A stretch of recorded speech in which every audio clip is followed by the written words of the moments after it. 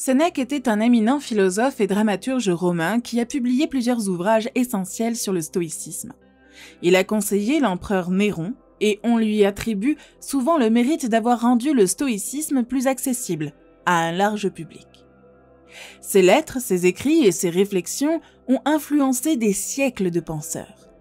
Son recueil d'écrits très populaire, Lettres d'un stoïcien, contient sa vision de ce qu'est la bonne vie, de la manière de l'atteindre.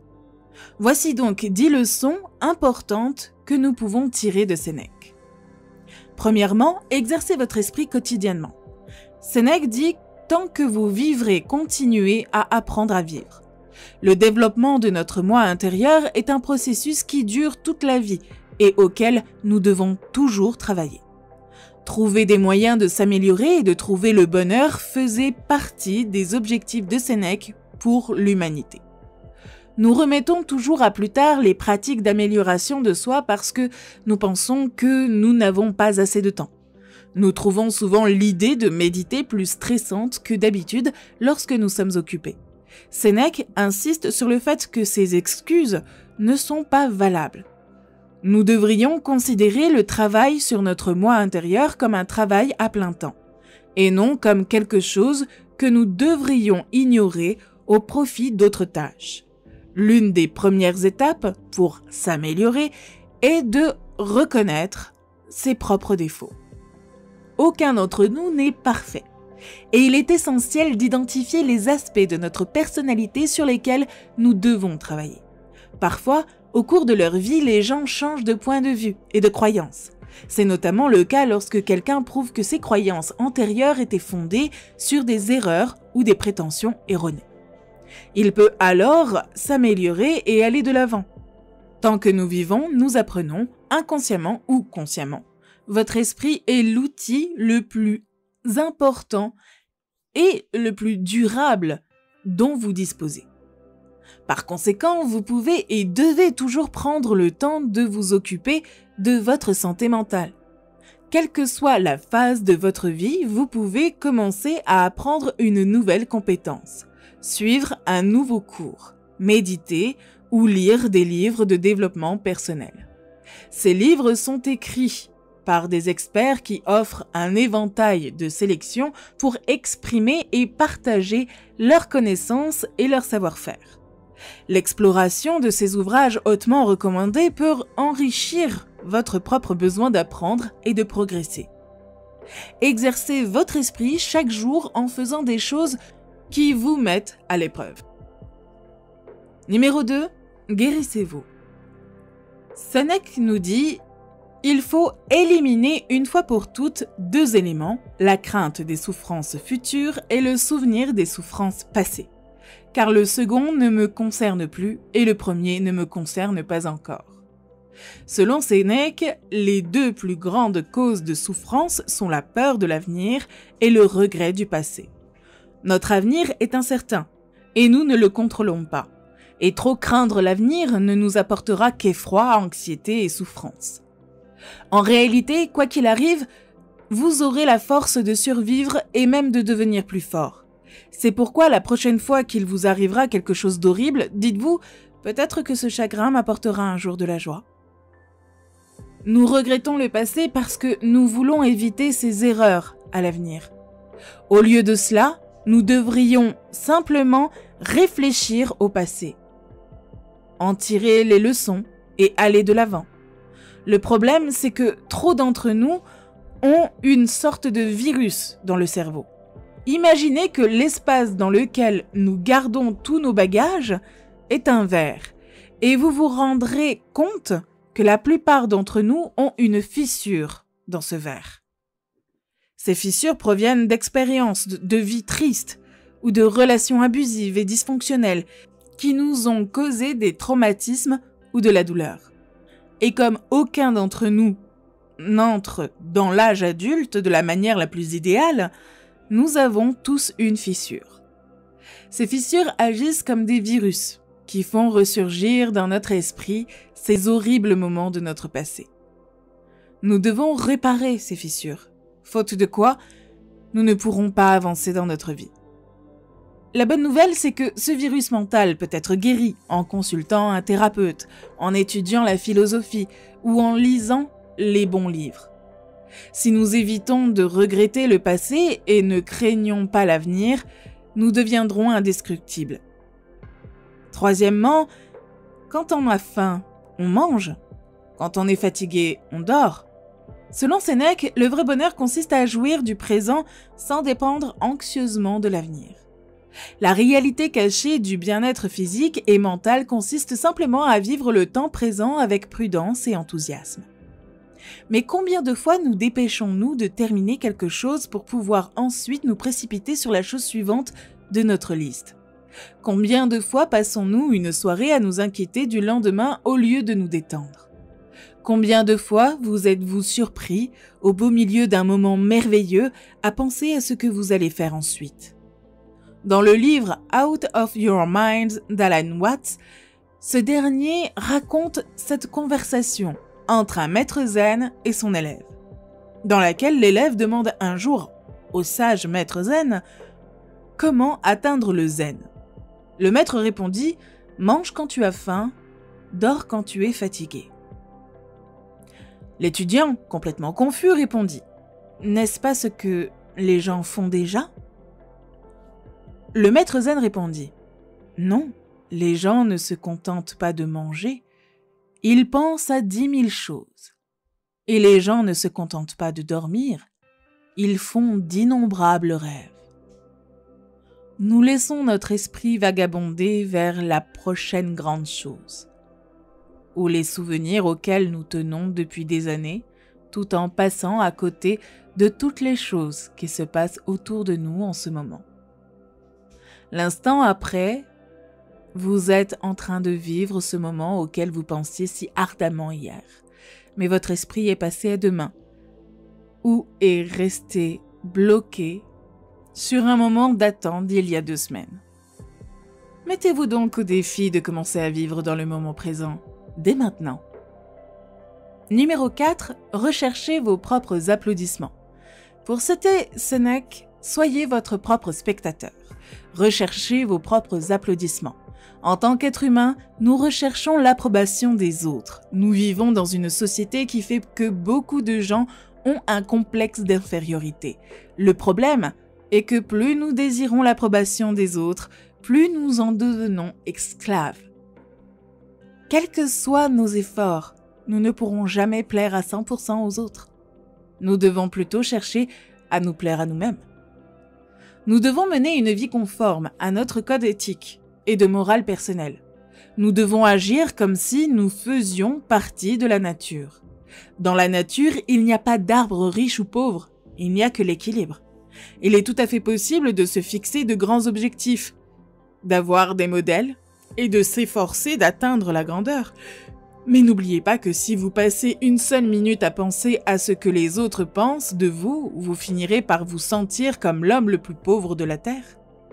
Encouragez l'amour de soi et le respect qui vous permettent d'être à l'aise en votre propre compagnie, d'être le meilleur de vous-même et d'être heureux avec ce que vous êtes. Vous pouvez le faire en vous regardant dans le miroir.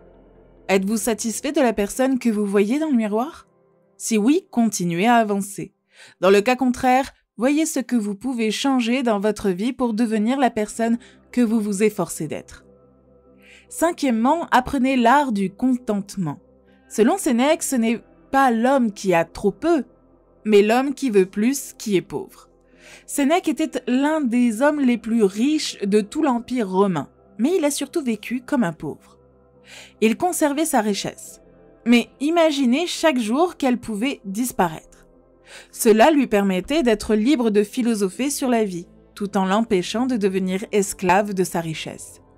Le fait que vous regardiez cette vidéo signifie que vous vivez probablement dans une société moderne ou en voie de développement où l'essentiel comme un logement décent, des vêtements de base, une connexion internet, un smartphone, un ordinateur portable et de la nourriture est facilement accessible.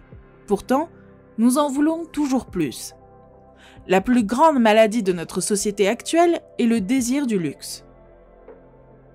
Nous pensons que si nous avons plus et que nous pouvons avoir plus de temps, les choses iront mieux. Il sera plus facile de faire ce que nous aimons. Élever nos enfants sera plus simple. Passer du temps avec ceux que nous aimons deviendra un jeu d'enfant. Bien que cela semble pratique, en vérité, ce n'est pas ainsi que le monde fonctionne. En réalité, c'est l'inverse qui se produit. La plupart des super riches ont des familles misérables, pleines d'anxiété et de stress, et chaque facette de leur vie est devenue plus complexe que jamais. Il arrive un moment où la réussite matérielle devient un obstacle plutôt qu'un avantage, car gagner beaucoup d'argent prend beaucoup de temps, beaucoup d'énergie et beaucoup d'espace mental et émotionnel. Dès que nous voulons quelque chose d'autre, nous perdons soudain l'appréciation de ce que nous avons déjà. Numéro 6. Vivre pour les autres. Comme nous l'apprend Sénèque, il faut vivre pour son prochain si l'on veut vivre pour soi-même. Gandhi, Mandela, Mère Teresa, aucun d'entre eux n'a jamais dit « J'aurais aimé passer plus de temps à vivre pour moi-même ».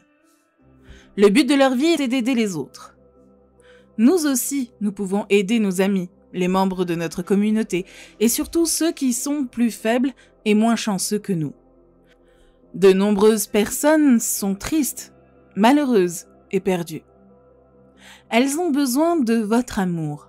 Lorsque vous faites de bonnes actions pour les gens, vous ne devez pas demander de paiement, même sous forme de gratitude. L'acte de donner est une manière indirecte de se donner à soi-même. Nous devenons les véritables bénéficiaires de la vie des autres. Et tout le monde y gagne. Quelle que soit votre situation dans la vie, vous pouvez toujours aider les autres. Vous pouvez aider les autres en leur donnant des conseils, en leur prêtant une oreille attentive, en les prenant dans vos bras ou en les encourageant. Vous pouvez donner les objets dont vous ne vous servez plus, qu'il s'agisse de vêtements ou d'appareils ménagers. Vous pouvez également donner de votre temps et de vos efforts en faisant du bénévolat dans divers endroits de votre ville. Souvent, ce n'est pas avec notre argent ou nos ressources que nous pouvons aider le plus les autres, mais avec notre cœur. Numéro 7. Affronter courageusement les difficultés de la vie, dit Sénèque. Il faut mettre tout son cœur à les combattre. Surmontons tout, avec pour récompense la valeur morale, la force d'âme et la paix acquise pour toujours.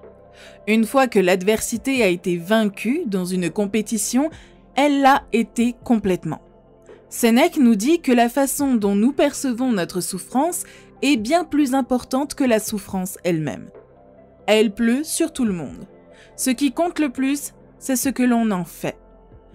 Dans nos vies personnelles et à l'échelle mondiale, nous sommes confrontés à des défis tels que les blessures, la maladie, le chômage, le deuil, le divorce, la mort, ou même une nouvelle entreprise dont l'avenir est inconnu. La vérité est que la majorité d'entre nous laisse ces problèmes nous vaincre par des sentiments de colère, de peur et d'anxiété. Cette approche négative nous paralyse et nous empêche d'aller de l'avant et de faire un pas vers la résolution du problème. D'une part, vous pouvez considérer un revers comme un échec. D'autre part, vous pouvez le prendre comme une leçon et l'utiliser comme un carburant pour redoubler d'efforts à l'avenir. Vous pouvez considérer une longue file d'attente comme un inconvénient ou comme une occasion de vous exercer à la patience. Vous pouvez considérer un refus comme une marque permanente de votre incapacité ou comme un tremplin sur la voie de la grandeur. Lorsque vous avez la bonne attitude, rien ne peut vous arrêter. Lorsque vous avez la mauvaise attitude, presque tout peut vous arrêter. Numéro 8. Trouvez un point d'ancrage. Soyez un point d'ancrage. Pour reprendre les mots de Sénèque, fréquentez les personnes qui sont susceptibles de vous améliorer. Accueillez ceux que vous êtes capable d'améliorer. Le processus est mutuel. Les hommes apprennent en enseignant. Sénèque nous invite à choisir un modèle qui nous servira de référence. Il y a quelque chose de puissant dans le fait d'avoir un tel point d'ancrage parce qu'il peut vous ouvrir les yeux sur ce qui est possible. La personne que vous choisissez peut vous fournir des principes qui peuvent vous aider à naviguer même dans les circonstances les plus difficiles et les plus périlleuses, ainsi que des normes à l'aune desquelles vous pouvez juger votre comportement au jour le jour. De même, lorsque vous trouvez des personnes qui souhaitent réellement évoluer et que vous pouvez les aider, aidez-les. Soyez un point d'ancrage pour eux. À n'importe quel stade de votre carrière, vous trouverez toujours quelqu'un qui vous demandera votre sagesse. Vous aurez toujours quelqu'un à inspirer. Il peut s'agir de votre propre enfant, de votre cadet au travail, de votre ami ou de quelqu'un qui souhaite se rapprocher de vous pour profiter de votre expérience. Cela vous permettra de développer vos compétences en matière de leadership et d'aider les autres à apprendre à se développer et à améliorer leurs compétences. Le fait d'avoir contribué directement à la croissance et au développement de quelqu'un vous apportera une satisfaction personnelle. Voir votre protégé réussir grâce à votre contribution est une récompense en soi. Neuvièmement, ne vous contentez pas de vivre longtemps. Vivez largement. Comme nous l'apprend Sénèque, il ne faut pas penser qu'un homme a vécu longtemps parce qu'il a des cheveux blancs et des rides. Il n'a pas vécu longtemps, il a simplement existé longtemps. Dans son essai moral sur la brièveté de la vie, Sénèque nous rappelle de toute urgence que notre ressource la plus importante, notre temps, n'est pas renouvelable. Sénèque pensait que la vie était longue pour ceux qui ne gaspillaient pas leur temps. La plupart du temps, nous ne vivons pas vraiment notre vie, mais nous nous contentons d'exister, de laisser la vie nous arriver plutôt que de prendre les rênes pour vivre la vie que nous voulons vivre. Nous ne vivons pas longtemps, mais seulement vieux, parce que nos vies sont remplies d'affaires et de stress. Tout au long de notre vie, nous sommes souvent obsédés et dépendants des choses qui nous apportent des plaisirs à court terme. Nous sommes avides de pouvoir, de gloire, d'argent, de prestige et de statut. Sénèque nous invite à examiner ces problèmes qui font que la vie semble passer trop vite. Il nous incite essentiellement à remettre notre vie en question et à nous demander « Quelle preuve ai-je que je suis vraiment en vie ?» Beaucoup d'entre nous vivent ce que l'on pourrait considérer comme une simple existence, paraissant et gaspillant leur potentiel. La vérité, c'est que la vie suit son cours, que vous le vouliez ou non. Votre temps est précieux et c'est la seule chose que vous ne pourrez jamais récupérer. Mais la vie peut être longue si vous utilisez votre temps délibérément et avec soin. La vie peut être épanouissante si vous investissez votre temps dans la vie réelle.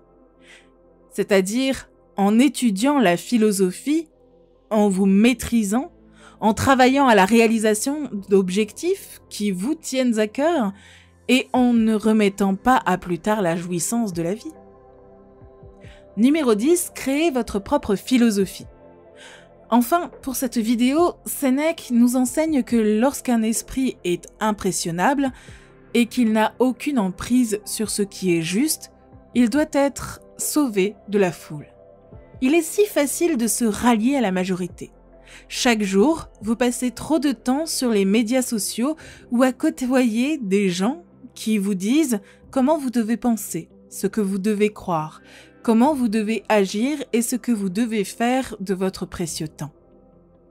C'est à vous de vous protéger de cette influence, l'influence des masses. Comme l'appelait Sénèque, ce n'est pas parce que la plupart des gens font quelque chose qu'il faut le faire à l'identique. Beaucoup de gens dépensent trop d'argent en achetant du luxe dont ils n'ont pas besoin.